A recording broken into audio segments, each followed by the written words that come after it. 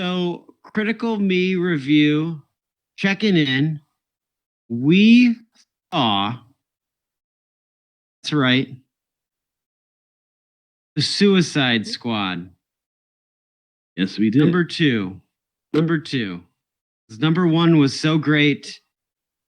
Such an amazing universe that they built. Superhero movie. You can't just do one, right? You got to follow it up. Exactly. Now, It's basically the same plot as the first movie, except done more James Gunn way. Like I understand the first movie was trying to be like Guardians, and now they have the actual Guardian of Guardians, James Gunn himself. James Gunn. James Gunn. I feel like I gotta do that one anytime we say James Gunn. I've been processing how I feel about this movie. Do I love it? Do I hate it? You know, I saw it a first time in a theater of people, and then I saw it again with you. And the thing is, I didn't find this film necessarily got better the second time I watched it. I think James Gunn himself is in danger of becoming a caricature of himself. It's like there's a certain shtick now that you expect from a James Gunn movie. Expect pop songs in every scene, zany characters who are misfits. He's six. I struggled with it. Basically, I don't think any of the superhero movies necessarily it's going to make sense. It was the I feel like the motivations for the characters is what I struggled with, and the ultimate villain that we see at the end. It just like if you're going for cheese, like I feel like it was a home run, right? Like just the and I did like the first one. That's why I put the slated one to review it. Can't give this thing better than a 5. I just can't. For entertainment value, Appreciated it more in a room with people who were laughing at things that I wouldn't have necessarily found entertaining by myself.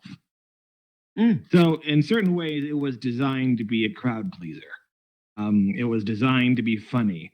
In fact, it was trying too hard to be funny, which was one of the problems that I had with certain things. I mean, there were certain comedic moments that were nice.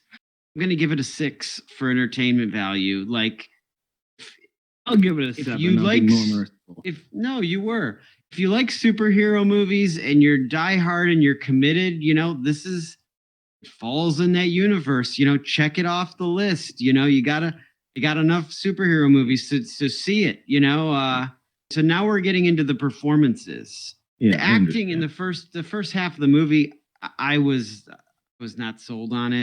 But I want to hang out with these people in real life. No. A lot of these people, I wouldn't. And not just because they're criminals, just in terms of personality and how fun you are. Anyway. I'm going to rate the performances a 6. I don't know what you're going to rate them at. 8.5, maybe 9. Idris Elba. An 8.5, 9 for performances. Wow. Like, that's like almost nomination worthy. That's impressive, sir. That is impressive. You know what? I'm gonna try to talk you down from an 8 because we don't do 0.5s. So I'm gonna try to talk you down from a 9 to an 8. Like it's all right. I'll give it an 8. Let's not go 9 on these performances. Usually 9 is like getting nominated for an award. Yeah, you're right. You're right. But all right. So next, that's gonna bring us to Artistry. I mean, this thing looked beautiful. Colors, the scenes, the shot. Special effects, you know, the way they made it look, the coloring. I mean, this is a big budget movie. You know, they're not going through the budget of like how can we cut things out with money wise. No. And James Gunn, I'm gonna say visual look. They made it look good. Look good, and I'm gonna rate it a 9 for the Artistry. I would also rate it a 9. You know. James Gunn knew exactly how he wanted it to look. and it looked that way. It looks very visually appealing. You get an idea of a sense of it's fun. There's bad guys, there's good guys, but everything is okay in the end. Yeah, I mean, he's always been a very visual director, and the visuals certainly stand up here. Well, I'm sure they opened up the coffers and they were giving him the money that he needed. You need a lot of money to make it look that good.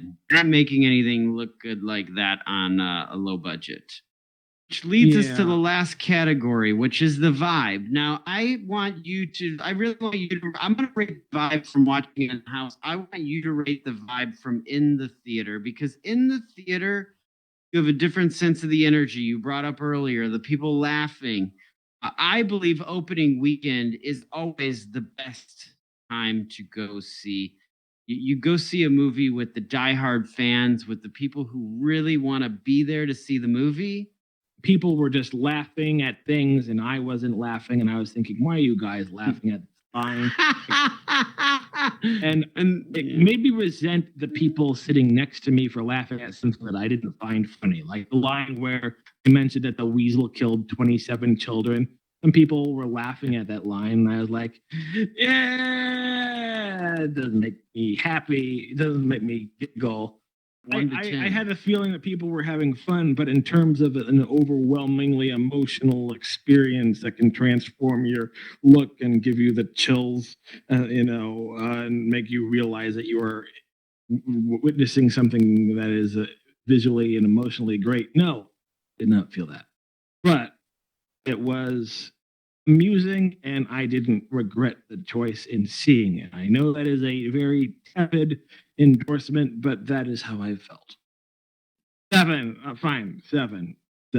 Entertaining, but it was kind of a trashy entertaining. It was not very good. It had the possibility. And I asked you, we were talking about movies, and he was like, "Yeah, I seen this at the theater." And I'm like, "Is it good?" He's like, I would watch it again." I was like, "Okay, great." And I did. The bar for me when I first saw the trailer was, okay, I got to see this. I put that on the schedule as one of the movies we're going to review this year. I'm going to rate this at a 5. It was what it was, and I just expected more. This is going to be one of my more harsh critics, but this is the first movie that I really, in a long time, haven't been able to finish, and I had to go back a second time to watch it. So